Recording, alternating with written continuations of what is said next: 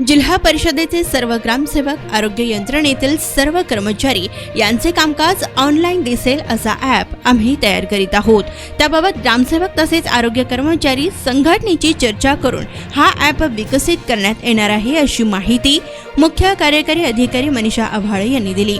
ग्रामसेवक गावामध्ये किती वेळ राहतो, आरोग्य कर्मचारी प्राथमिक आरोग्य केंद्रात किती वेळा असतात असे प्रश्न वारंवार उपस्थित होतात। त्यासाठी आता जिल्हा परिषद ॲप विकसित करीत असून ठराविक रेंजमध्ये जेव्हा ग्रामसेवक आणि आरोग्य कर्मचारी आल्यास त्या ॲपमध्ये त्यांच्या कामकाजांची माहिती कळेल।